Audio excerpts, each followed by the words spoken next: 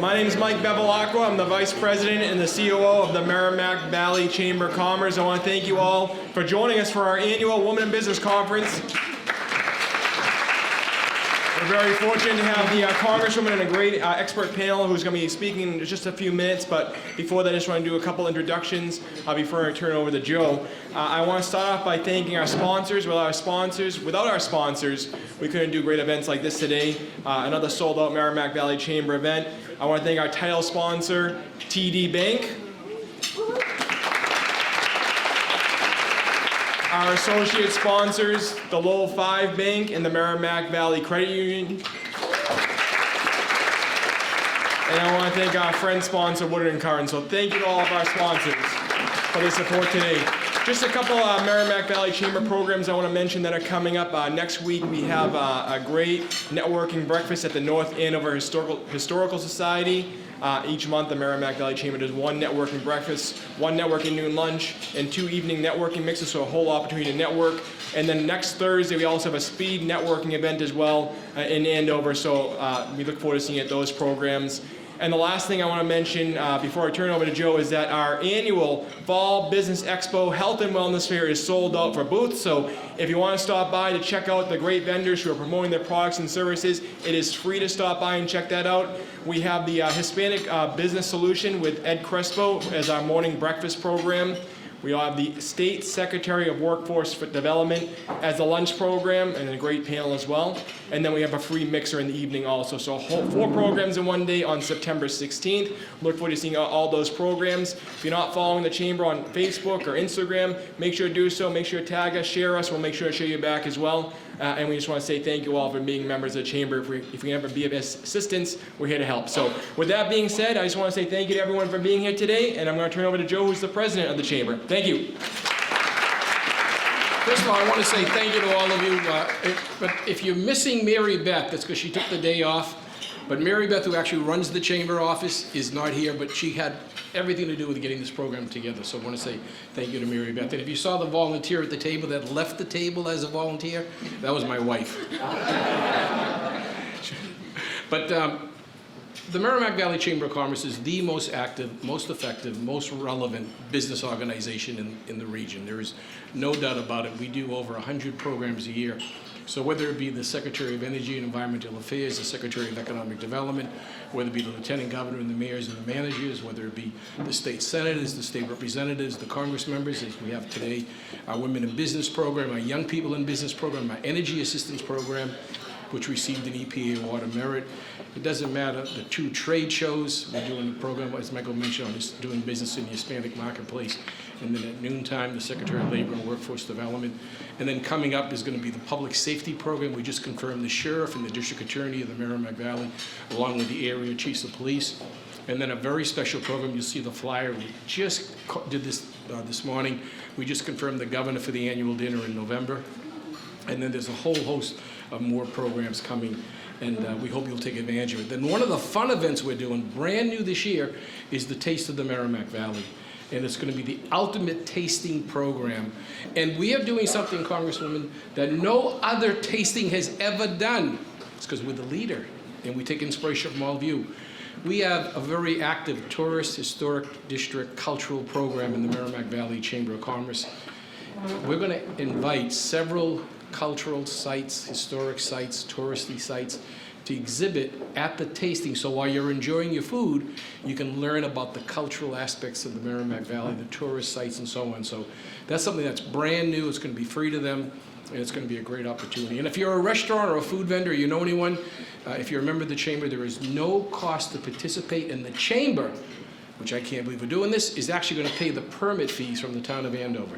So you have no excuse not to participate. But let me introduce our moderator. I want to introduce Trish Zaboulis. Trish is a member, she's a chairperson of our Executive Committee on Business Development. The Chamber is very diverse in its membership and its executive committee. And Trish, we're very pleased, is one of the board members. And also you'll meet Nancy Karachi, who's also one of our board members.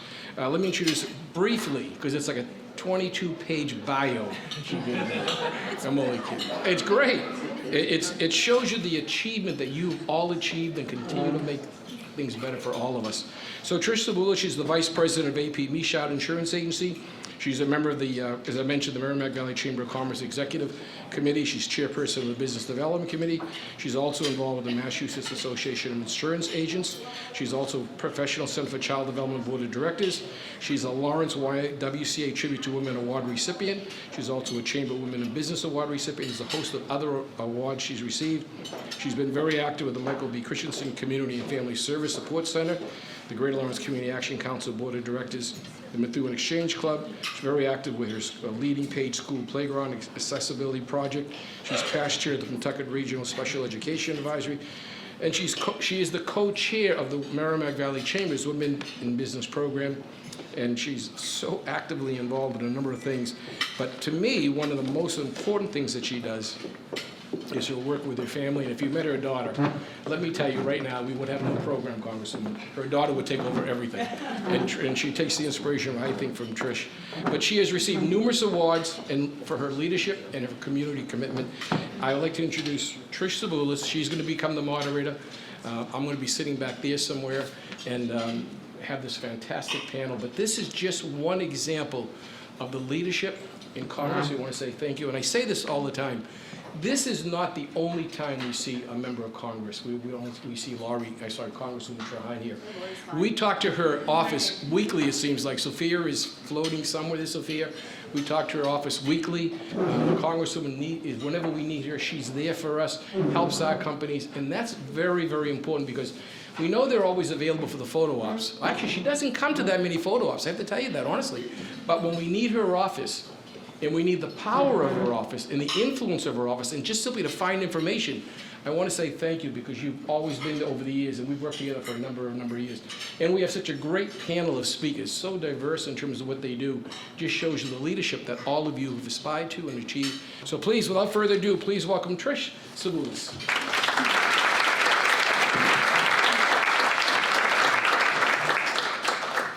Next time I'm not going to give him my bio. He didn't. Hi, good afternoon, everyone. Thank you so much for being here. It's a pleasure to be up here to introduce these extraordinary women, so I'm going to get right to it. All right, first we're going to have Congresswoman Lori Trahan. She proudly represents Massachusetts' 3rd Congressional District, made up of 35 cities and towns, including her hometown of Lowell. The granddaughter of immigrants, Lori grew up in a working-class family with her dad working long, hard hours as a union iron worker, and her mom juggling part-time jobs while caring for her and her 3 sisters. A product of Lowell Public Schools, she earned a volleyball scholarship to Georgetown University, where she became the first person in her family to graduate from college. Lori decided to run for Congress in 2018, the first time she had ever sought public office, because she wanted to expand economic opportunities for families like the one she grew up in. Lori serves as a member of the House Energy and Commerce Committee and in leadership as co-chair of the Democratic Policy and Communications Committee, a senior whip, and a member of the Democratic Steering and Policy Committee. Thank you so much for being here. Lori?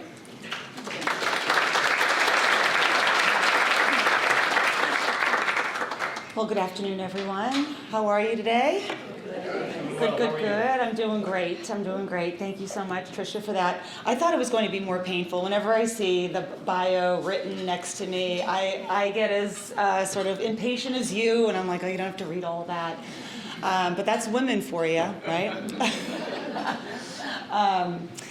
It's great. I don't think I've missed this particular luncheon that's hosted by the Merrimack Valley Chamber since I got elected, and it's because it's in front of my favorite constituency, and that's women and women in business.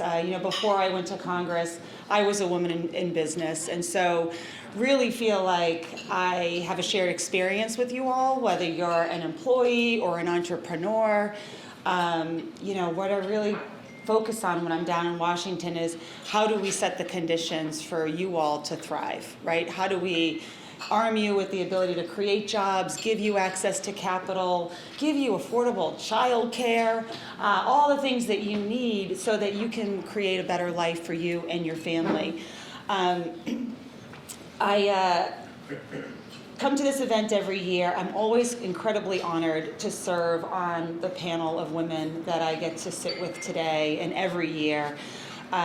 It's just incredible to see how successful women business owners and rock star moms, I know a lot of you are doing it all at once, and those two are not mutually exclusive. We were just trading stories as we were, getting to know each other. Not about, our biggest challenge or our biggest accomplishment in business. We were just talking about our kids. They're off to school, which is, just a milestone in the calendar year for us because it means no more arranging a full day of activities. The 6 hours is taken care of, and we can celebrate. We can certainly celebrate that. But women like our panelist Megan, who, like myself, is a proud mom of a large blended family. We know firsthand how running a business and running a family are two full-time jobs. And how crucial it is to have the support and the resources available to manage both at the same time.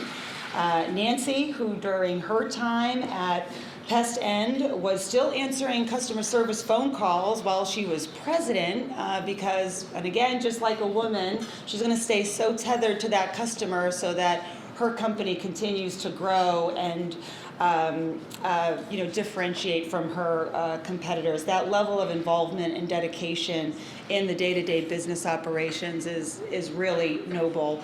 Whether you've been at a company for decades, like Jennifer here at Pfizer, or you've taken your experience from previous roles to start your own company, like Luce with Lead Humano. Every single woman on this panel, and likely in this room, knows what it takes to work day in, night to put your business first, and what it takes to be successful. Like I said, it wasn't that long ago that I was going to professional development meetings and I was staring at those 2x2s. Later in life, I was a consultant, so I got to deliver some of that research to women executives. How do you make trade-offs so that you can have service excellence, right? This notion that we can be great at everything, unfortunately, leads to exhausted mediocrity. So how do you embrace trade-offs and be unapologetic about them, especially when you're juggling so much? How do we hold our standards high in a way that shows our colleagues and our family members that we're deeply devoted to them, right? Sometimes, especially as parents, you want to just let the standards come down a little bit because it's deep affection. But we all know well that if you can hold those standards high for your colleagues and for your kids while doing it in a way where they feel the devotion of you is really the goal. And certainly I had the pleasure of working before I ran for Congress to get more women into leadership roles. How do we get more women in the C-suite? How do we just dramatically improve the bench? And it turns out there wasn't really a whole lot of research you have to do. Sometimes you just walk into a company and you see the first meeting on the calendar that's at 8 a.m. and you're like, oh, that interferes with bus times. Or you see the meeting at 2:30, or the lack of inflexibility in work schedules, or all the little small things that would just sort of grate on a woman who was trying to juggle it all and couldn't afford to make such trade-offs because both of those jobs are so important. So I do come here to give a Washington update because I am your congressperson down in Washington. And I know sometimes, particularly in this political environment, it can be exhausting to try to keep up with everything going on in Washington or everything not going on in Washington. So I'm going to just give you a little bit of information about why I went to Congress and the things I work on in Congress, particularly for women. I ran for Congress because I just wanted to go down and solve problems, right? I mean, I'm a pretty pragmatic person, and, like most women, like all women that I've ever met, you want something done, you want it done quickly, you figure out a way to roll up your sleeves and get it done. And you all know that because you've probably found yourselves in as chair of an organization when literally you were just volunteering to do like the schedule for it. And then all of a sudden it's just like, oh, she's great. Yeah, we know we're great.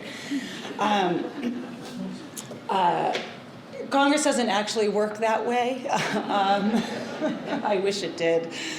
But I will tell you, I worked really hard to get on the Energy and Commerce Committee, which for all of you, it is the committee that has the broadest jurisdiction. It covers healthcare, it covers tech, it covers energy, our climate, environment, and literally commerce is everything, every industry that you can think of.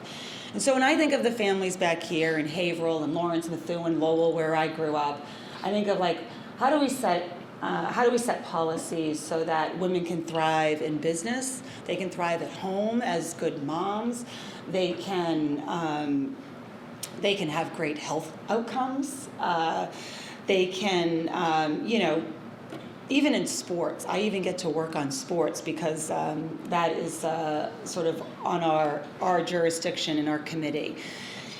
And so when I think about the moment that we're living in right now, and I think about women in health, like we've been dealt a bad hand. All of a sudden we have not been trusted to make decisions, the freedom to make decisions over our own health care. We have been, what gets swept up when you overturn Roe v. Wade is IVF. That's how I had my 2 daughters. Because the way these laws are written, you can't have life at conception and still have fertilized embryos for a woman to start her family. That doesn't work. And I'm watching a lot of my colleagues right now trying to square that with their, well, I want to be for IVF. Like, well, 88% of the women in our country want you to be for IVF too. And it's an interesting time, and one that I look at my mom, who's 76 years old, and she looks at me like pretty sternly, as if to say, well, no, I shouldn't say as if to say, the words actually come out of her mouth. You're running out of time, Lori. I'm not going to the grave with Grace and Caroline having less rights than I did. So you better get moving. Oh, I know it's but it's like I feel it in my bones. I'm like, I'm going to get punished if I don't solve this problem. But it literally is going to take all of us. The rollback that women have felt in the last 2 years is just astonishing, and it's one that's going to require all of us to kind of get back on firm footing, because we really should be in a place where we're actually improving where we are, not going back, not playing catch up, right? So a lot of what I do is making sure that we restore the freedom for women to make the decisions over her own health care, making sure that politicians like me are not in your doctor's office butting my nose in to a decision that is deeply personal for you.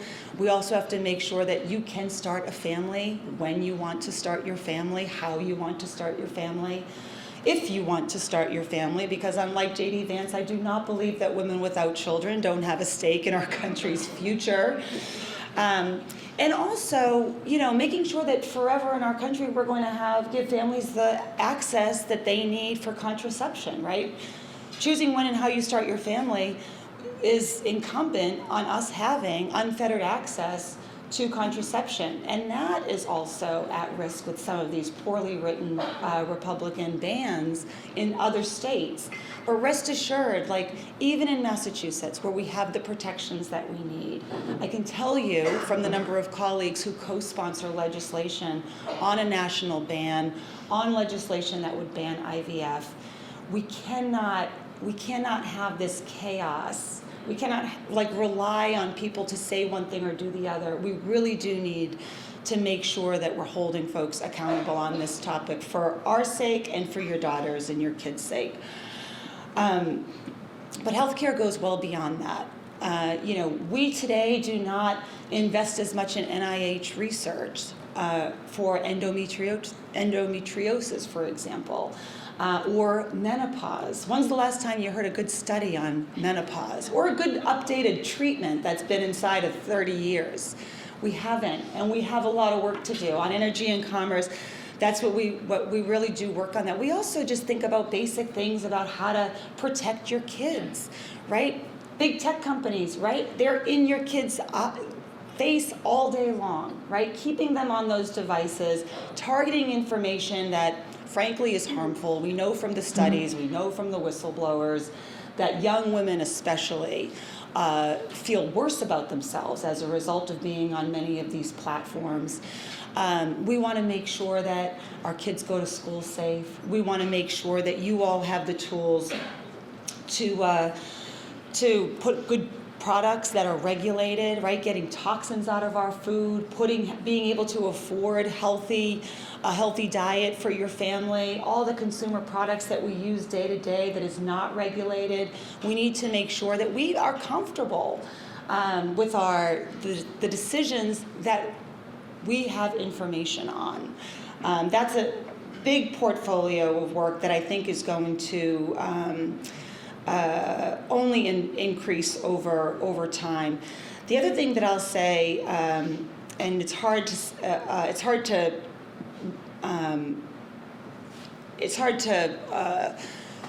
sort of talk about this in terms that you all understand intimately well. When we talk about being good moms or having the peace of mind to knowing that our kids are cared for while we're going to work or we're going to school or we're caring for our parents, affordable childcare is a must in this country. And I know now, and there's a few men in this room, I'm not just speaking to the women now because you're feeling it as well. Dual incomes actually do not accommodate for childcare in our country. And when we think about all the money that we've put into infrastructure in communities like Haverhill, yes, the Basileir Bridge is going to get replaced. We also have to think about human infrastructure. We have to think about the investments that we're making in the people that we need to go to work and to power our economy and to make sure that the United States remains the best damn nation in the world. And in order to do that, we need women to go back to work post-COVID. We need families to be able to afford childcare in this country and good quality childcare. Early child care development, we need to make sure we're paying those instructors so that they in turn can pay for their childcare for their kids. So that's also something that I ran for Congress because solving that problem. I see how it affects entrepreneurs, executives, essential employees, every family. And then lastly, women in business. Equal pay for equal work, paid sick leave, paid family leave. Those are not national standards right now in our country. We do need federal policy to make sure that women are treated fairly in the workplace. We've made some accommodations for women to have accommodations if they're pregnant or if they're breastfeeding in the workplace, but we have so much more catching up to do to make sure parity exists in the workplace. And then finally, I have to bring it up just because women athletes are having a moment, and I'm the only Division I woman athlete in the Congress, which is a surprise to me. I definitely thought there'd be more of us. Strengthening Title IX, making sure that we're giving women more opportunities to pursue their dreams of playing if that's what they choose to do, and also giving them some good media deals. I don't know about you, but how many of you watched the women's basketball tournament versus the men's tournament? I mean, it was overwhelming. My daughters didn't even think to fill in the bracket for the men's March Madness tournament. They filled in the women's and they watched every single game as everybody else in America did. And so women have been driving viewership and audience and performance all on their own without any investment for a long, long time. And so it's time for ABC and Fox and ESPN and Disney to step up and start giving them contracts and following our eyeballs.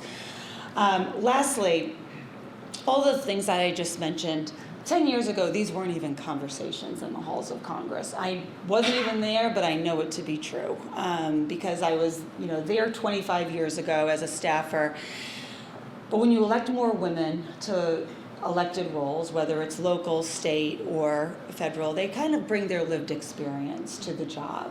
We have no choice. We just prioritize things differently. We make different things discussable. I know I've learned through talking with some of my colleagues that Not many people know what a uterus or ovaries are.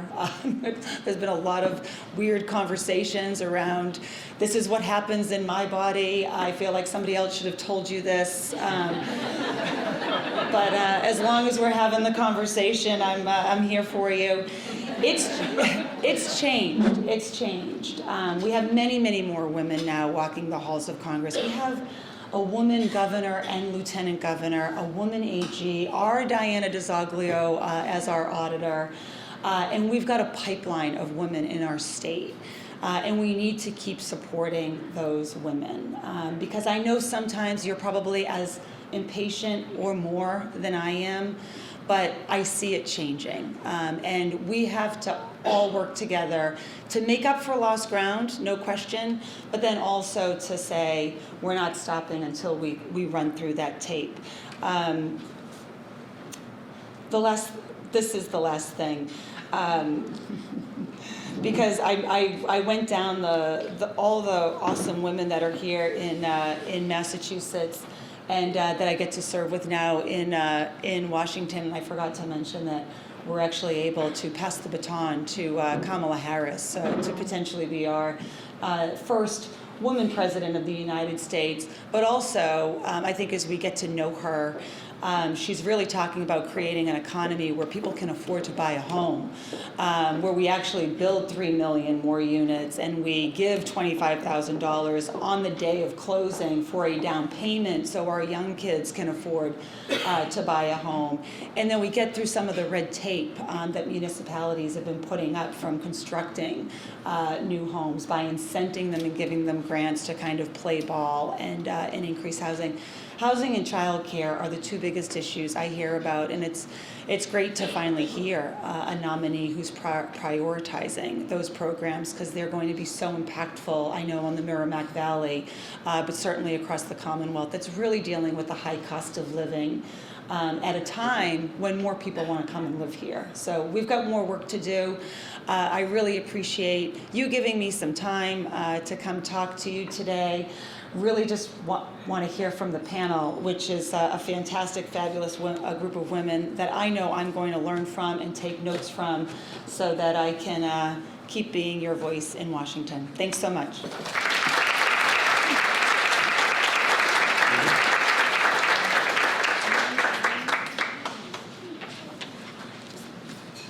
Thank you so much, Lori.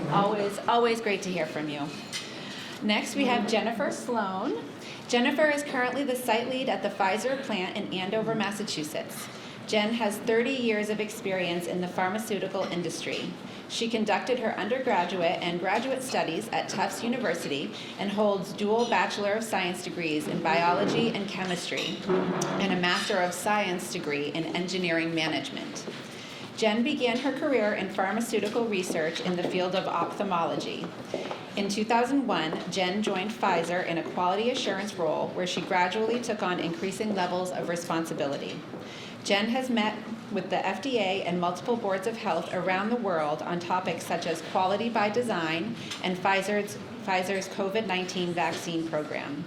Jen served as the quality lead for Pfizer's global effort on developing a COVID-19 vaccine, one of 11 commercial products manufactured at Pfizer's Andover site. Thank you for being here, Jennifer, and we'd love to hear from you. Thank you so much for the warm introduction, Tricia. Thank you to Congresswoman Trahan as well. It's really a pleasure to be here today, and I'm so thankful to Joe and Mike at the Chamber for reaching out to me. I live in Andover, Mass. I work in Andover, Mass. I grew up there. My mother grew up in Arlington. My father grew up in Lowell. I have always been part of the Merrimack Valley. I do a lot of volunteer work as well, where I volunteer for a small charity organization called Andona that has been around for 50 years in the Merrimack Valley, where we raise funds for families in need. We raise funds through our annual Clowntown Carnival held in Andover every May. All of that money goes to children of families in need to help them with their school expenses if they're going on to college or if they're continuing their education in some way after high school. The other thing that we do at Andona is that we also provide money for summer camps, and we provide that to families in need as well who can't afford to send their children to summer camp right here in the Merrimack Valley. So those types of things in the local community and in my profession in STEM have always been very important to me.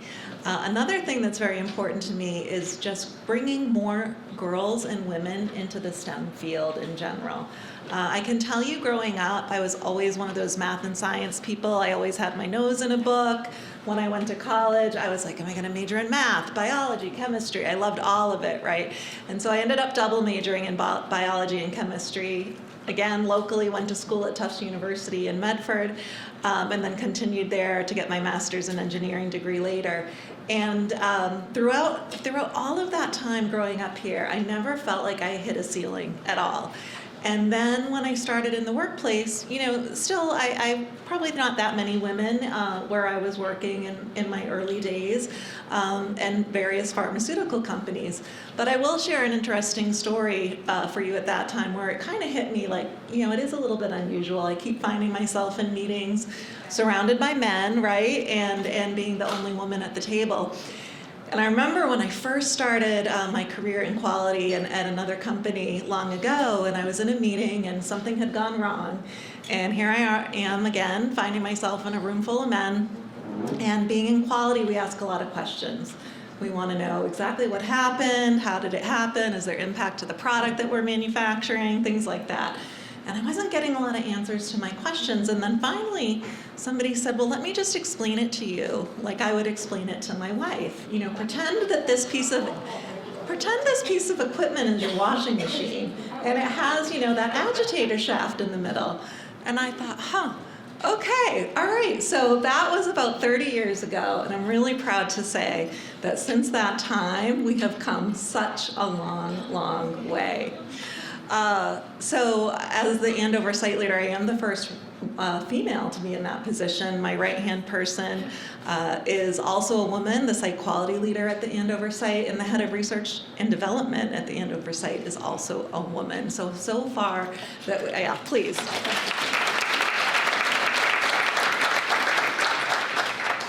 We have come so far over just my 30-year career in the pharmaceutical industry. Just pivoting for a minute, I spent many years in the quality organization at Pfizer, kind of moving up the ladder to increasing roles of responsibility. I was head of quality for the growing portfolio, so all the products that we manufacture in Andover. They include 11 commercial products, but many clinical products that are in the pipeline, additional vaccines, oncology therapies, targeted oncology immunotherapies, a wide array of complex biologic products that we produce in Andover. So when I was the head of the portfolio supporting the products that were being newly tested in human clinical trials, the pandemic hit. And I knew when I got an email from my boss's boss saying, you are going to be the lead, not someone from your team, but you, Jen, are going to be the lead for the COVID-19 vaccine program for Pfizer, that I was really in uncharted territory. And I really think about it in 4 ways: courage, excellence, equity, and joy. Those are kind of like my 4 baseline pieces here. The courage was to kind of step up. Let me just adjust for a minute. The courage was really to step up and to take on that challenge, work with senior levels of management globally across the organization. The courage to form a partnership with BioNTech, a small company in Germany that had cutting-edge research for messenger RNA vaccines. Our first venture as a company into that, and now many other products in the pipeline. Equity in terms of our supply chain. So we had to build a supply chain during a global pandemic, sourcing raw materials that we had never sourced before. Even when you think about those little glass vials, when you're getting your flu vaccine and that little glass vial that they're withdrawing out of, we needed hundreds of thousands, millions, and eventually billions of those glass vials, right? So working very closely with suppliers around the world, and then bringing those new suppliers on board to get them qualified, audited, and ready to go, all during a global pandemic where people were working from home, and they also needed to, restrict travel as well. And so I'm very proud of the work that we did. And then in terms of supply chain, just hitting on equity for a minute there, we did work very hard to expand our supply chain beyond Andover, one of our sites in Kalamazoo, Michigan, and then in Poors, Belgium. Those were our core sites in the beginning. We then expanded manufacturing into other countries, other parts of the world, including Africa. We also made great strides in providing balanced availability of our vaccines and medical product in general around the world with tiered pricing strategy, which is very important. So that's the equity part. And then finally, on the joy side of it, just seeing those first patients who were able to get vaccinated in December of 2020, the first ones in the United Kingdom and here in the United States. Knowing that all of the hard work, the dedication, the scientific effort, the rigor, the high quality standards of compliance that we kept throughout that entire project, all that hard work had paid off. So that's a little bit about some of my recent journey, and then after the work there, went on to become the Andover Site Quality Leader, and then most recently the Andover Site Leader.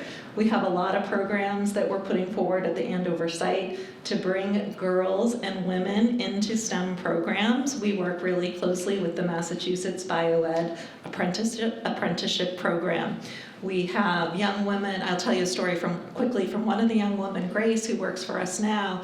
She graduated from high school locally. She entered college her first freshman year during the pandemic and found herself sitting in her dorm room just taking her classes virtually. And that really didn't work for her, and I'm sure we all have similar stories in families and friends as well. So here she was, highly talented, capable, excited to start her college career, and she ended up dropping out. And she started working at Dunkin' Donuts. And through our partnership with the Mass Bioed apprenticeship program, we were able to bring Grace into our one-year apprenticeship program, get her back into STEM, which was her passion, and we have a really high conversion rate with that program from people who go through the apprenticeship program to being full-time colleagues at the site. We also have many programs with local schools in the area, bringing middle school and high school students as well as college students into Andover, again, to mentor them and hopefully one day continue to be able to have them as future workers, the future generation of workers at our plant. So thank you very much. It's been an honor to be here today. Thanks again to Joe and Mike for reaching out to me, and it's really a pleasure to get to know all of you and be here along with the Merrimack Valley Chamber. So thank you.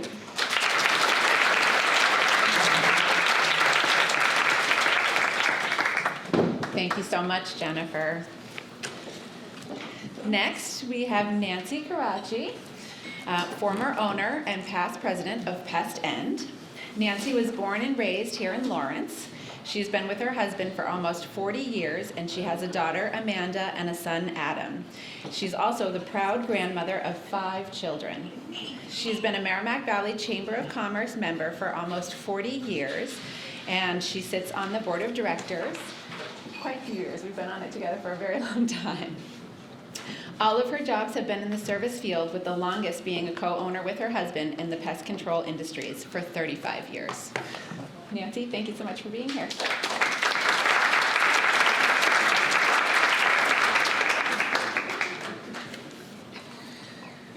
Good afternoon. I too would like to thank Joe and Michael. I know Mary Beth is not here, but kudos to Mary Beth. I know what she does for the chamber. I've waited my whole life to be a speaker, so sit back. I have 38 pages, small font. I'm kidding. For me, it did start approximately 38 years ago. My current job was a resident manager at Security Self-Storage in Methuen. The owner told me it was important for me to be involved in the community. So I joined the most effective chamber around, the Merrimack Valley Chamber. I'm here today to talk about my career as a woman in business. I guess I'd say I'm a self-made businesswoman. What I mean by that is I'm not college educated. It really wasn't an option for me growing up. A single mom raised me. My dad left when I was 9. The lessons my mom taught me really put me where I am today. She taught me the most important lessons: God, family, and respect. Your self-worth is what you need to be proud of, always. Set your goals in your life and don't be afraid to change them as you age. Hell, I thought I was going to be an interior design. I'm kind of far away from that. I've worn many hats in my life. I was a waitress, a manager at Burger King, and I ran a storage facility for many, many years. But the best hat I ever wore was being a co-owner of Pest End with my husband.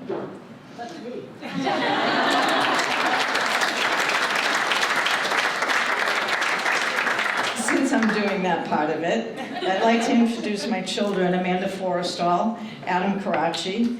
They play a key role in this story, as well as my daughter-in-law, Courtney Karachi. Also with us today is my sister, Patty Trudell, who has been with the company, I think, almost 30 years? 30. Okay. Now that you're counting. First she was a manager, and now she's the community outreach person for the company. I love you all.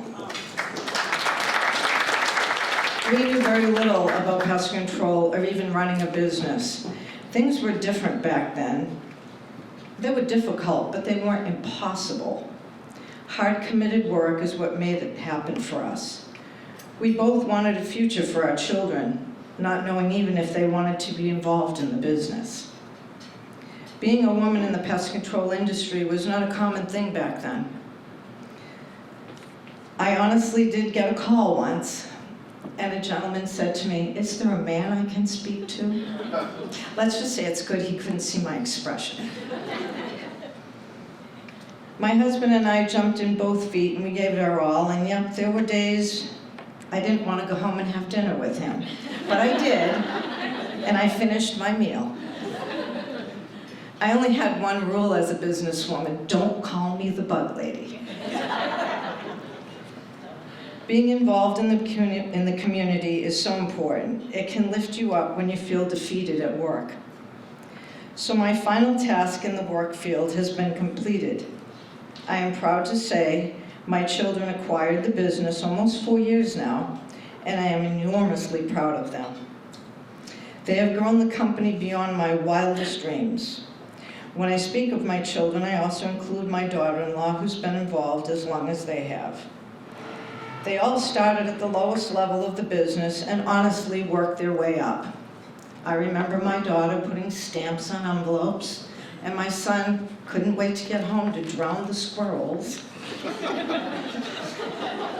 I know, that's gross, but listen, I'm in pest control here. Bear with me. I'm so sorry. These are things that excited them. Listen, owning a family-owned business is difficult. I'm proud to say we've weathered the storm. You must allow people to have an opinion, even if it's not your opinion. The most important thing is to respect their thoughts and their ideas. When you see Pest End, I hope you think of the story that's behind it. As I end, I want to leave you with this: follow your dreams. Do the job and career that you have passion for. Always respect the people you work with. You must be happy in life. We only get one shot at it. Remember, ideas that people have may not be your own, but that's what makes your business grow and be successful. Don't be afraid to put your thoughts and ideas out there. It could be that one idea, that one thought that catapults you into an amazing life. There is no such thing as "I can't do this." Wake up every day thinking about how you want to make a difference in the world. Thank you.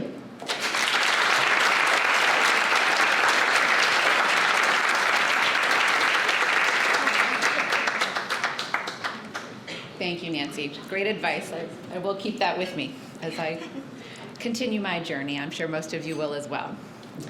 Next, we have Luz Frazier. She's the founder and CEO of the Lead Humano Collective. It's very small, so if my paper keeps going up to my face, I apologize. I can squint for you.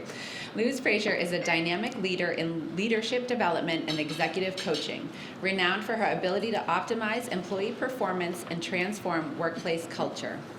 She helps businesses overcome their most pressing challenges by focusing on increasing employee engagement, driving leadership accountability, and navigating organizational change. Luz consistently delivers measurable results such as reducing turnover, boosting productivity, and enhancing cross-functional collaboration. Her strategic expertise empowers companies to align their people strategies with business objectives, resulting in stronger leadership pipelines, more cohesive teams, and sustainable growth. Through the Lead Humano Collective, Luz enables organizations to unlock their full potential and achieve lasting success. With over 25 years of experience as a senior HR executive, Luz has a proven track record of driving high-impact results for industry-leading organizations. Her expertise spans leadership development, organizational transformation, and talent management, all backed by a business degree and certifications, including SHRM Senior Certified Professional, Master Certified Facilitator, Master Life Coach, and specialized tools such as Emotional Intelligence, DISC, 360 Assessments, and the Berkman Method. As the visionary behind the Lead Humano Collective, Luz continues to lead businesses to new heights through her signature programs and executive coaching services. Welcome, Luz. Thank you so much for being here.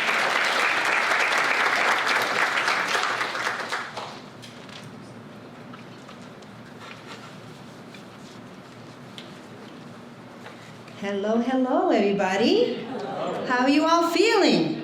And lunch is settling in. We're having an amazing discussion with these amazing leaders. Thank you so much for the invitation to be here. I really am honored. When I was growing up, Luz Josefina Carrasquillo, now the Fraser, was always told that I had to work harder and prove myself. That people like me didn't get invitations like this. Who would want to hear from us? Una Latina de Lawrence? Thank you for being here and listening to me. Look, I was thinking about what is it that I can share that would make most sense. It's 30 or so years that I've spent in corporate America, working with organizations in the HR field, helping organizations figure out how to achieve business results. And I did that with a lot of love and passion because I care about people's success, and that's why I found myself in a role in human resources. But it didn't matter how many levels I went up, all the way to chief HR, interim role with an organization where I still felt empty, not quite fulfilled. Does anybody know what that feels like? Feeling me? Some of us are nodding. How many of you have had a dream and still have that same dream and it hasn't really manifested itself? Raise your hand. A dream that you've always been like, oh man, like it's there, it's nagging you, it's bothering you. It's like you don't know what to do with it.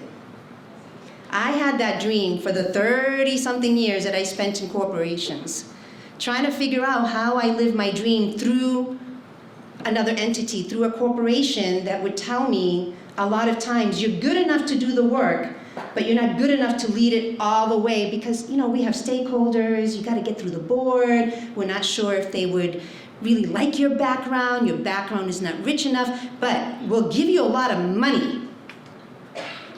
We'll throw money at you. I was making a lot of money. So long as you stay in the second position, and do the work and manage the teams because you're really good at that. Who's feeling me? Anybody been in that position before? You're good enough to be just here. And you start to believe in yourself, okay, so maybe I am just good enough to be that, but I still have this dream of doing it myself. And so that's what I want to talk about today. I want to share with you the most powerful mindset shifts that I've had since I stopped working for corporate America and started to build my own identity as a Latina woman in business that was always told, oh, you can't do that. That's not going to be easy for you. You're going to fail, right? And finding my family and friends that said, are you crazy? You're leaving that job? You're leaving the amount of money you're and to a degree, like, what does that mean to me? My question was, what does it mean to me? Right? And so here are my lessons. The first one, push past the fear. Push past the fear and the unlimited beliefs that you have. I had to work hard at pushing past the fear. When my last day on the job came around and I started to think about, okay, now I'm on my own and I've got to build this thing from scratch. How am I going to do it? I already had a plan, but to actually have to do it is something different than just having a plan, right? I had to rework my limiting beliefs and start saying, I can do this and I will do this. And instead of letting fear make me feel like I was in quicksand, drowning and stuck, I had to figure out, how do I surround myself, which is my lesson 2, how do I surround myself with people that are my advisors, that people that lift me, with people that will not only advise me, but show me the way. How do I surround myself with those individuals? And by the way, the individuals that I thought would be there for me are not the individuals that were actually there for me. So I had to find new people. You all know what I'm talking about? Right? The other thing I had to learn, number 3, is I have to absolutely focus on improvement and not perfection. How many of you feel like things have to be perfect before I feel I'm successful? Well, when you're an entrepreneur and you're building things for yourself, it's not about perfection. It's really messy. It's uncomfortable. It's mostly wrong until you figure it out how to get it right. Megan's like, yes, yes, yes, yes, yes. Right? It's really messy and it's wrong most of the time, but guess what? It's yours. So for those of you who have that dream, that haven't really gotten to that point where you've pushed past your limiting beliefs and that fear, and haven't fully surrounded yourself with the people that really are going to be your champions and help you get there, know that it is possible if you just focus on small incremental improvements. That's what I had to focus on, little by little, step by step. One client after another connection, after another, and doing the things that I never thought I would do, which is like try to sell what I do. I'm not that person. But the more people got to know me, it just naturally happened. They were like, we want to work with you. Great, let's work together. The 4th one that I want to talk about is networking is not an option. So most of you here are probably comfortable with networking. I can't tell you how many people I coach in my practice that are like, I can't network. I can't walk into a room I don't know. I don't know how to introduce myself. I don't know what to say. It's very awkward. How many of you relate? A little bit still, right? It's not an option. The best thing I ever did was meet Joe at a networking event that I literally almost threw up at. Right? I think I heard that. The best thing that's ever happened to me. Joe made it so easy. I walked into this event, I literally had to force myself. And he's like, hi, how you doing? My name is Joe. I wear it. And I'm like, oh, he's so nice. And he chatted it up with me until I found a seat. And it's almost like he made sure I made it. And once I sat down, I was fine. And it was hard to, people don't think I'm shy, but I am shy. And so it took me a bit to kind of figure out how to establish conversation with folks. But Joe said, come to our networking event for the Chamber of Commerce, and you'll meet new people. Come join us, come join us. And I showed up.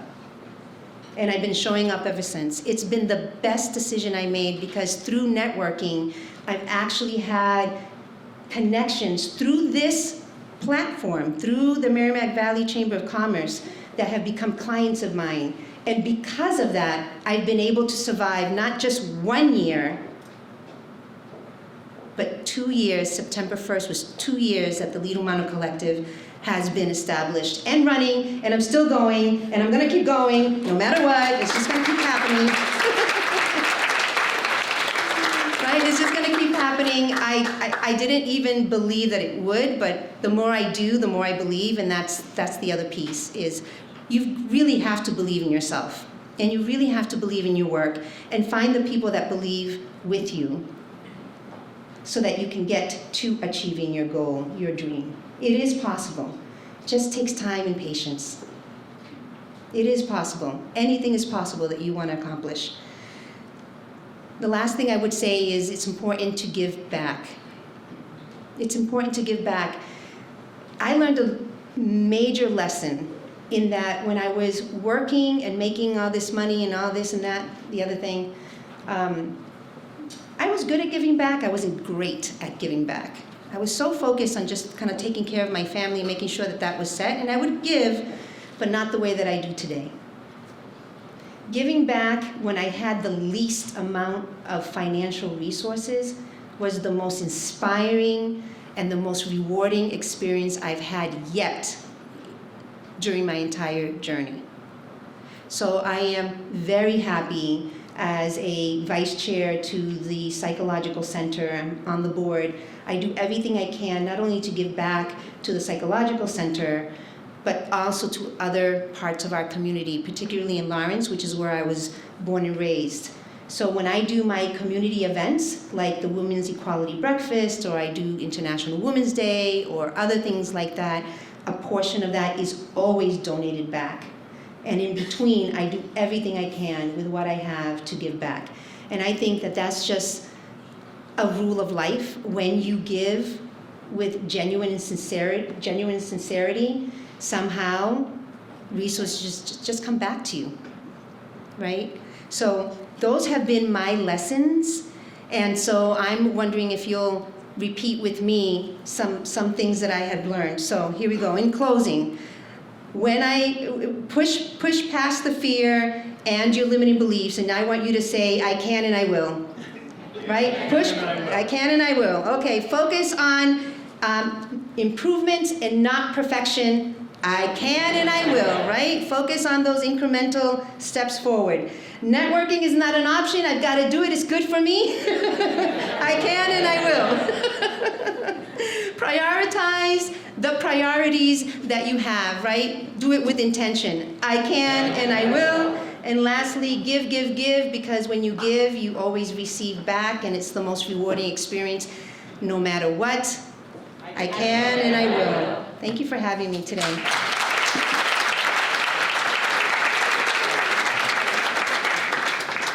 Thank you, Luz. That was fantastic. Just listening to her, I'm going back in my mind of my very first Merrimack Valley Chamber of Commerce. I had just joined the agency, and I was like 24, and I think I just got the biggest glass of wine I could find. And look at me now. Thanks, Joe. All right, last and most definitely not least, we have Megan Karen. She's the owner of X Golf in Methuen and became one of the top 5 franchisees within just 4 months of opening. Driving a focus on the whole guest experience, Megan has evolved her first location into a destination for golfers and non-golfers to experience the world's best indoor golf, one of their extraordinary special events, or simply sitting back and enjoying their craft cocktails. Leveraging her truly unique background as the mother of 6 children in a blended family and one of the youngest department chairs while a teacher of 7th and 8th grade English and Spanish, Megan brings a fresh perspective to the world of indoor golf. Megan has garnered accolades from her peers, the New England golf industry, and the press, most recently recognized as the best indoor golf facility north of Boston by the North Shore magazine. Thank you for being here today, Megan. You're welcome.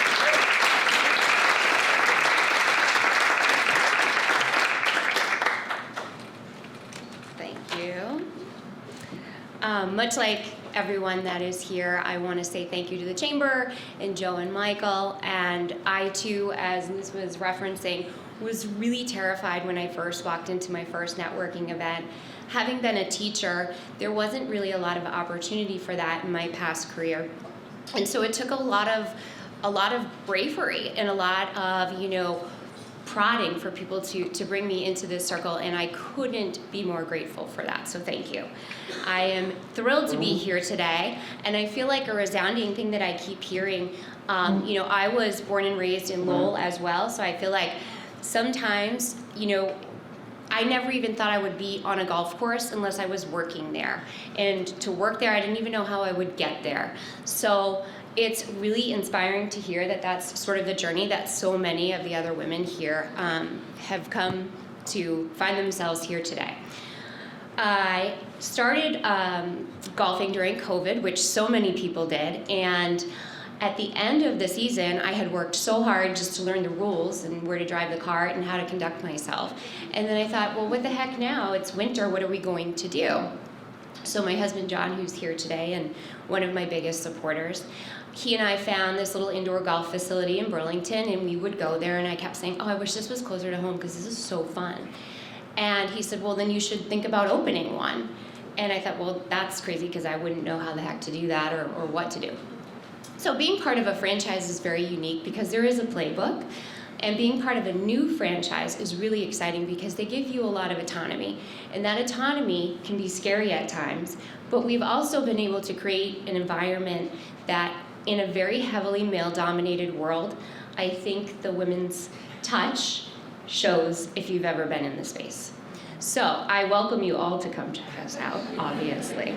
But people have asked me, what is the hardest part about starting this business? Is it because you have a huge family, 6 children? And John and I, when we started this, I said, we can do anything because we've raised 5 teenage girls. Like, we can absolutely nail this and we'll be fine. This is harder.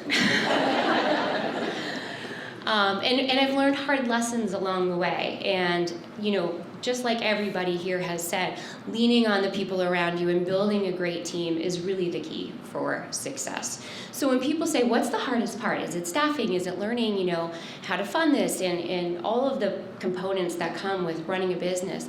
Surprisingly, no. The hardest part for me has been the absolute surprise that people don't understand that a woman can run a golf business. People will come in and they'll say, can I please see the owner? I'm here for this or that. And I'm like, yeah, I'm here. I'm like, oh, that's cute. Or they'll say, oh, can somebody show me how to play a scramble versus, a basketball? I'll walk them through that, and they'll see them say, is there anyone else here who knows about the technology? And I'm like, I think you mean, is there a man? And they're surprised to hear that. And they say, well, that's cutesy. Did your husband buy this for you? Nope. I've taken loans. I've signed my name on that dotted line. And that cutesy little woman-owned business was the 3rd top performance based in the month of February, a short month. We came in 3rd place out of 115 locations across the country for sales.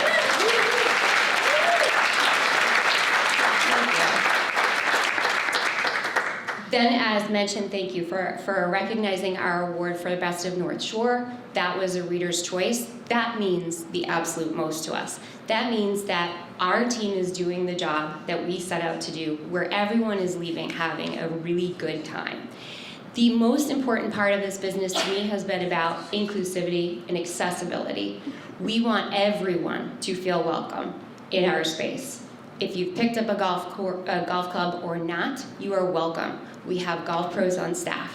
We have the best staff. I see one of my OG staff members, Steph, is here in the back. She, one day came in to help me when I first started, and she was like, okay, so what do you know about running a bar? I said, absolutely nothing, but I think it's going to be great. And she said, do you have glassware yet? Nope. So she sent me to Restaurant Depot with a list, and here we are. So providing this space for people is the most important part of our job, a space that is safe for people. We talked about networking. Well, golf goes hand in hand with networking. So by providing this space for outings, for tournaments, for events, women and men can meet and connect with other people.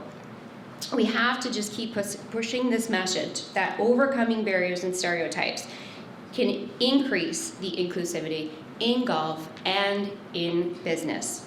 Stereotypes are challenging, but for business women, we have to just build support, lean on each other, and learn how to balance work and life. It's something I'm still struggling with, right? That work-life balance. And I realized it this winter when I said to one of our daughters, who's 17 at the time, do you want to work at X Golf over the weekend? We could use your help. And she said, well, I guess if I ever want to see you, I have to work there. And so I realized I needed to take a moment and step back a little bit, which is really, really hard. And when she said that, it wasn't to make me feel badly. It was just the reality that I was pouring my absolute everything into the business, and I needed a better balance. And so I'm learning to do that, and I want to do that, and I want to be a role model for all 5 of those teenage girls that we've raised. And I think that we are doing that. I think that the team that we have in place is going to absolutely impress you if you come in. You're going to have a wonderful time. You're going to feel included. And the last thing that I've learned is that as women, especially, I think it's hard to sometimes just say thank you. People come in and they're very complimentary of the space. They're very complimentary of the experience. And I'll say, oh, it's no big deal. Everybody does it this way. And it's like, no, stop diminishing that. Just say thank you. Capital T, thank you, period. So, thank you.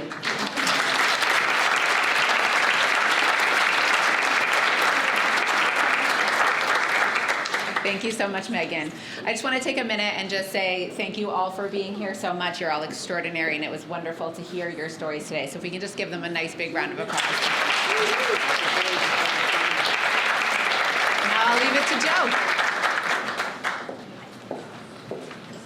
Please give the Congresswoman a round of applause because she was supposed to leave at 1 o'clock. Thank you. Laurie, you forgot your plaque. Huh? You forgot your plaque. Oh, I'm sorry, Congresswoman. No, Lori's great. No. You forgot your plaque. I apologize. That's fine. Thank you, everyone. It's great to see you. I just want to say thank you. Thank you to our moderator, to Tricia. Thank you to our speakers. They were all fantastic. You saw the diversity in terms of business backgrounds.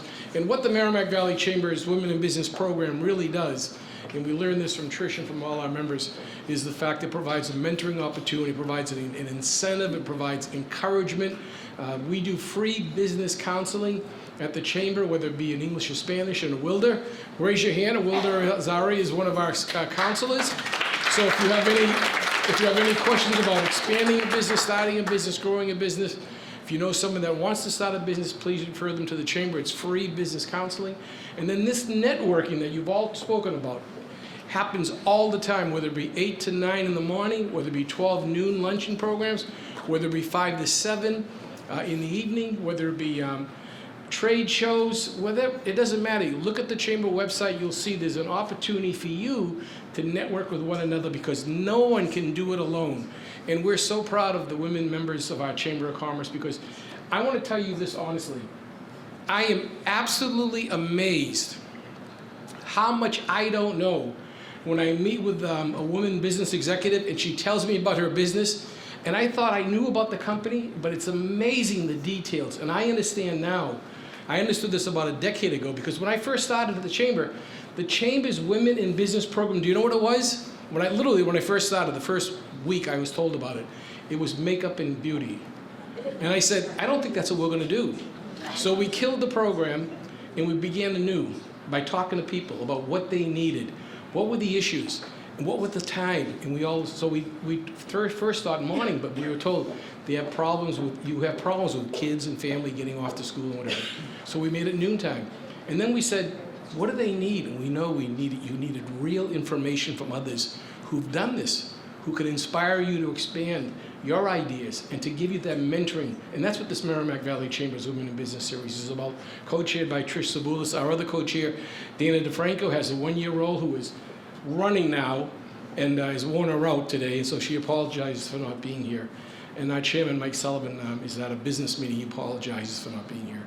But we want to say thank you. This is absolutely spectacular. We sold out, as you know, and we hope you'll come to some of our other events. If you're not yet a member, please consider becoming a member because you will network with others that are fantastic. And we want to say thank you. And thank you for all the accolades of the Chamber. It really is not us. It's you. That's why this is the largest, most effective, most awarded, most relevant Chamber of Commerce, because of you. And it's because of the fact that we treat you not as a number or as a check, but we treat you literally. You see, you heard the people today. We're like family. And that's true. You know, it's amazing how close our members are. So thank you all. I can go on and on, but they said stop. Oh, you said stop. Have a great day, everyone.